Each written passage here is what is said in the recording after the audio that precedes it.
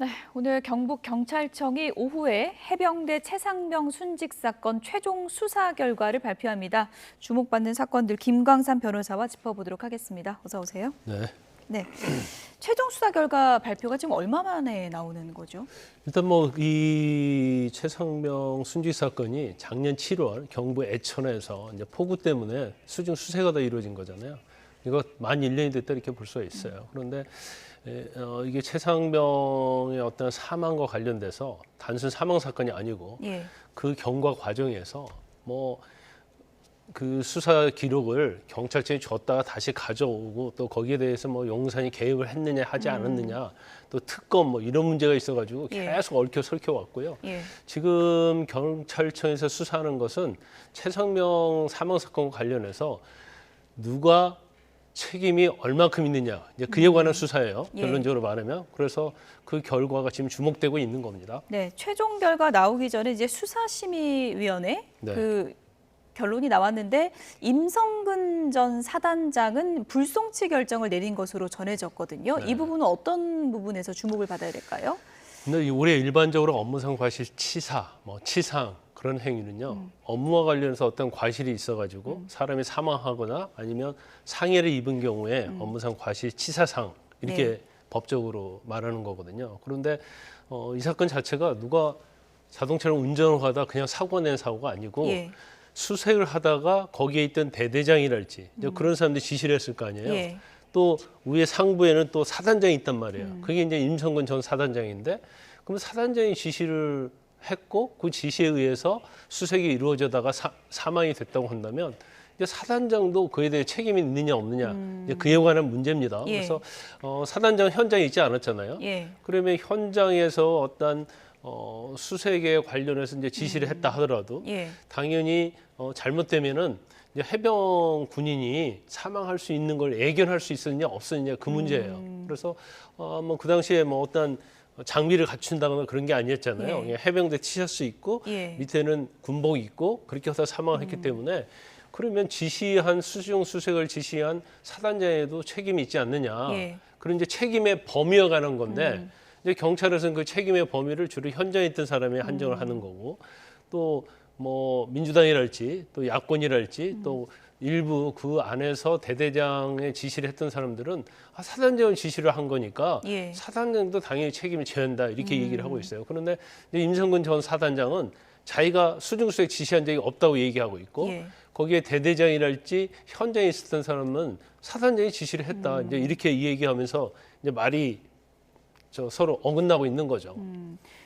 많은 분들이 이제 수사심의위 결론이라는 게 어떤 정도 무게를 갖는 건지 궁금할 것 같은데 수사심의위원회가 항상 열리는 건 아니잖아요. 네, 항상 열리는 건 아니고요. 이제 수사심의에 관련 규칙이 있는데 거기에 이제 주로 사건 관계인들, 뭐 고소한 사람들, 고발한 사람들, 고발을 당한 사람, 고소를 당한 사람, 또 뭐 진정한 사람, 이제 이런 사람들이 신청을 할 수 있게 돼 있는데 그 조항에 보면 경찰 자체에서도 수사심의계라는 게 있습니다.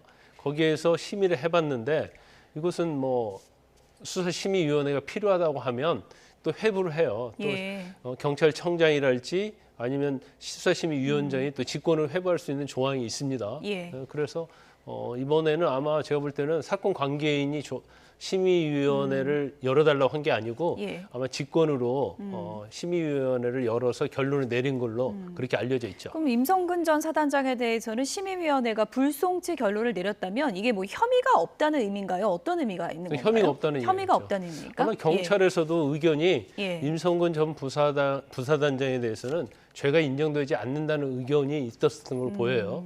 그런데 수사심의계를 거쳐서 수사심의위원회에서 이거 심의를 해보니까 아마 경찰 수사한 결과가 맞다고 판단을 내린 것 같습니다. 그래서 이제 임성근 전 사단장에 대해서는 불송치가 맞다 이런 결론을 내린 거죠. 그럼 오늘 경찰 최종 수사 결과 발표가 이제 잠시 뒤에 이뤄질 텐데 수사심의위원회 결론과 같을 가능성이 높다고 보시나요? 제가 볼 때는 같을 가능성이 높아요. 왜냐하면 지금 알려진 것은 경찰의 의견대로 그대로 수사심의위원회에서 결정을 했다는 거니까 일단 수사심의위원회가 경찰의 의견과 다른 결정을 내려도요 경찰 꼭 따를 필요는 없습니다. 근데 강제성은 없는 그렇죠. 거군요. 근데 예. 일반적으로는 수사심의위원회에서 결정을 내리면 예. 이제 그에 따르는 것이 거의 이제 관례대로 돼 있죠. 임성근 전 사단장 경찰 수사에 뭐 적극적으로 협조하겠다 이런 입장을 밝히기도 했는데 당시에 경찰 출석 때 어떤 얘기를 했는지 잠시 듣고 오도록 하겠습니다. 그간 검증되지 않는 각종 허위의 사실과 주장들이 난무했습니다. 심지어 제가 하지도 않는 수중수색 지시를 제가 했다고 10개월째 주장하고 있습니다. 이번 수사에 임하면서 이러한 것들이 낱낱이 밝혀질 수 있도록 경찰 수사에 적극적으로 협조하겠습니다. 네. 뭐 그간 검증되지 않은 허위 사실과 주장들이 난무했다. 그리고 제가 하지도 않은 수중수색 지시를 제가 했다고 10달째 주장하고 있다라고 하는데 이건 어떤 내용인가요? 제가 아까 말씀드린 것처럼 그 당시에 이제 수중수색을 지시를 임성근 전 사단장이 했느냐 안 했느냐 거기에 관한 거예요. 그런데 이 현장에 있는 대대장이랄지 이런 사람들은 뭐 여단장 그런 사람들은 임성근 전 사단장이 전화를 해서 수중수색 지시를 했다 이렇게 주장을 하고 있는 것이고 예. 근데 본인은 안 했다고 얘기를 한 거기 때문에 그 부분에 대해서는 결론이 어떻게 날지 모르겠어요. 공방했다는 거는 명확한 증거는 없다는 얘기인가요? 그렇죠. 아마 녹취록이랄지 그런 게 없는 걸로 예. 보입니다. 그런데 이제 수중수색을 지시했다 하더라도 과연 그 당시의 상황을 전체적으로 알고 있었느냐 또 그 당시에 잘못하면 이런 식으로 수중수색 지시를 하면 불상사에 일어날 수 있다는 걸 사단장이 보고를 했음에도 불구하고 사단장이 밀어붙였다고 한다면 예. 임성근 전 사단장의 혐의는 인정될 가능성이 굉장히 높다고 봐요. 그런데 예. 이제 그 부분에서 전제가 되는 사실, 그러니까 수중수색 지시했느냐 하지 않았냐 하는 전제가 되는 사실부터가 지금 논란이 있잖아요. 예. 그렇기 때문에 뭐 그것이 확정적으로 된 걸 전제로 해도 이제 죄가 있느냐 없느냐를 따져봐야 하는데 예. 그 부분에 있어서 좀 뭐 약간 경찰에서 확실한 증거를 가지고 있지 않지 않는가 그런 생각이 좀 듭니다. 지금 뭐 경찰 수사 결과 발표 전에 임성근 전 사단장에 대해서 이렇게 주목하는 건 아무래도 애초에 협의자에서 빼라는 외압이 있었다 이런 주장이 있었기 때문인 거잖아요. 그래서 이게 예. 굉장히 논란이 많이 되고 예. 있는 거예요. 처음에 이제 해병대에서 수사를 하는데 군인과 관련된 사망 사건은 이제 군 검찰이나 군 경찰 헌병대가 수사할 권한이 없습니다.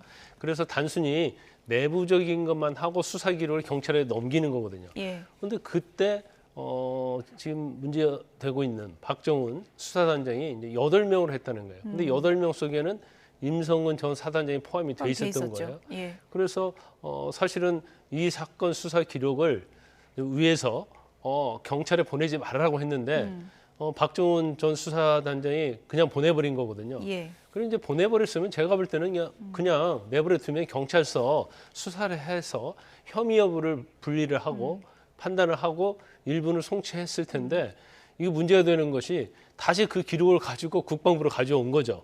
그래서 국방부 조사본부에서 그 중에 2명만. 예. 6명이 줄은 거네요. 그렇죠. 6명이 완전 뭐 8명에서 2명으로 주는 예. 거예요. 그래서 이걸 경북 경찰청으로 기록을 보낸 거예요. 그러니까 이걸 왜 갑자기 국방부에서 이런 행위를 하느냐, 이건 뭔가 압력이 있었지 않느냐. 그래서 이제 최성병 특검 얘기가 나왔고요. 예. 근데 경찰에서는 9명을 입건했다고 그럽니다. 그런데 그 중에 1명은 제외가 된 것이고, 예. 뭐 지금 수사심의위원회에서는 이제 6명만 검찰에 송치하라는 결론이 나왔기 때문에 예. 사실은 처음 수사할 때부터 송치는 아직 안 됐습니다만 예. 송치할 때까지 계속 업무상 과실 혐의가 있는 사람이 누구 있는지 과실 치사 혐의가 있는 사람이 누구 있는지가 계속 인원수가 변경이 되고 있는 겁니다. 예. 이게. 뭐 기관마다 다른 최상병 사건 혐의자 수인데 지금 뭐 설명을 해주신 것처럼 해병대 수사단은 8명이었다가 국방부 조사본부는 2명이었다가 이번에 수사심의는 또 6명이었다가 이렇게 되면은 공수처 수사에는 어떤 변수가 되는 겁니까? 저렇게 혐의자 수가 달라지는 게? 일단 이제 공수처에서 수사하고 있는 것은 이제 직권남용인 것 같아요. 예. 그러니까 뭔가 압력을 가해서 저렇게 변경을 시켰다. 그리고 기록을 가져오게 했다. 이제 그런 내용 같은데 예. 사실 아까 말씀드린 것처럼 해병대 군인 수사 사망 사고 사건은 군인이 수사할 권한이 없어요. 그러니까 첫 번째는 수사할 권한이 없는 사건에 대해서 영향을 미쳤다 하더라도 예. 이게 직권남용이 되느냐 예. 이런 문제가 첫 번째 있고요. 아까 말씀드렸지만 업무상 과실치사라는 것 자체가 상당히 명백하지 않거든요. 이게 어느 범위에서 관여자의 죄를 인정할 것인가.